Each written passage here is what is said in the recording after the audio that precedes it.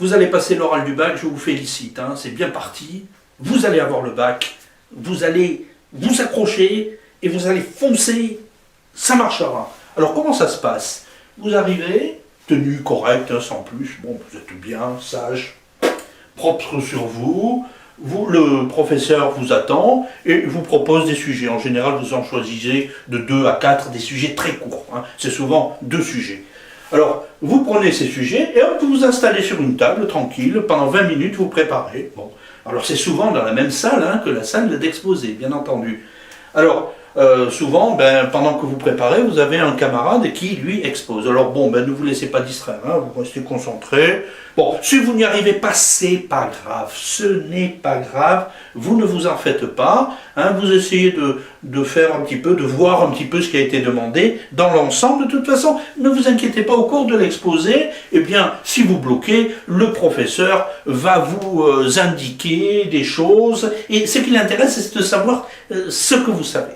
Alors, très important, le cours. Bien connaître le cours, en particulier les formules essentielles. Hein.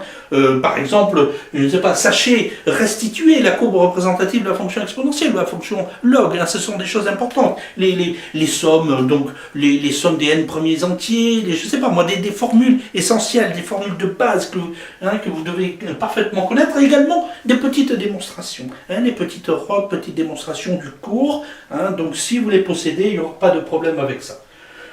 Bien, vous exposez pendant 20 minutes, ça va vous paraître très très court, ne vous inquiétez pas. À l'issue, qu'est-ce qui se passe? Eh bien, vous êtes noté, bien entendu, on ne vous donne pas la note en général. Hein. Qu'est-ce qui se passe? Eh bien, la note obtenue à l'écrit, elle est complète, elle disparaît complètement si vous avez une note supérieure. Prenons un exemple. Vous avez eu 5 à l'écrit, malheureusement ça arrive, mais c'est une chance pour l'oral. Pourquoi? Parce que supposez par exemple que vous ayez 12. Vous avez 12 à l'oral. Ça vous fait un plus de 6 points. 6 points de gagné. 6 points de gagné avec un coefficient 7. 6 fois 7, 42. 42 points de gagné. En général, ça passe sans problème. Et vous avez le bac. Bon courage.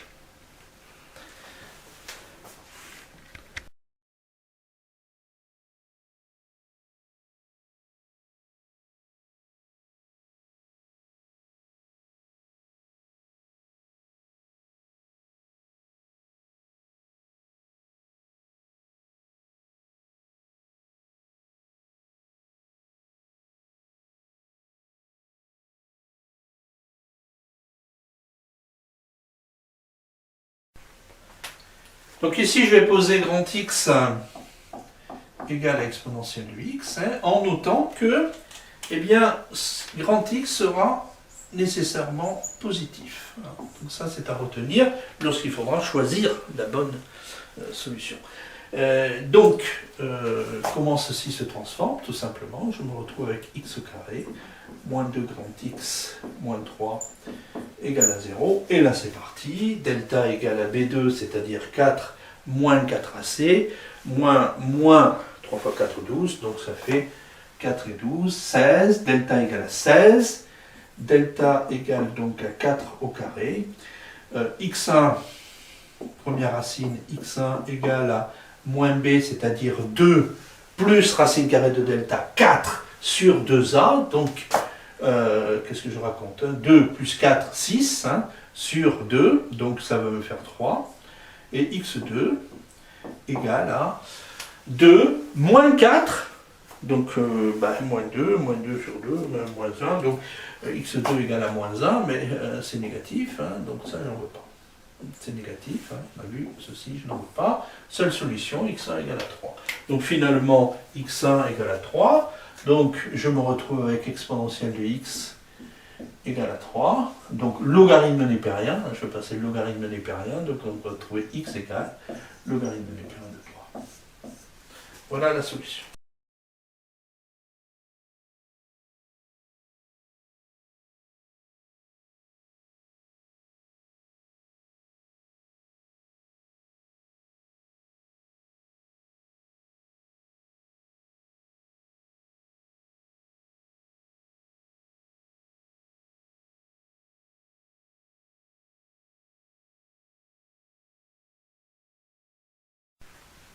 Voilà, très classique, une inégalité à prouver, donc ne soyez pas surpris à l'oral du bac, hein, donc il est fondamental de bien posséder son cours, et notamment la fonction exponentielle. Sachez tracer la courbe représentative de la fonction exponentielle très rapidement, ça on peut vous le demander. Donc vous avez deux points clés, je vous le rappelle. Vous avez donc l'exponentielle de 0 qui est égal à 1, ici, le point 0, 1, et deuxième point clé, vous avez exponentielle de 1 qui est égal à E, donc E c'est environ 2,7, vous voyez le nombre E, 2,72 ici. Voilà, on a ces deux points. Ensuite, eh bien, ça va très très vite. Pourquoi? Parce que la limite, lorsque x tend vers moins l'infini, on sait très bien que c'est égal à 0. On a une asymptote ici, une asymptote horizontale, c'est l'axe des abscisses. On rebondit sur ces deux points, et vous voyez que ça monte très très vite, naturellement. Vous voyez, ça monte très très vite. Et si on s'aventure un peu, et l'on ose tracer la droite ici, d'équation y égale x plus 1, eh bien, vous voyez que cette droite, finalement, donc le coefficient directeur égal à 1, qui passe par le point d'abscisse 0 et d'ordonnée, et vous voyez que la droite d'équation x plus 1, y égale x plus 1.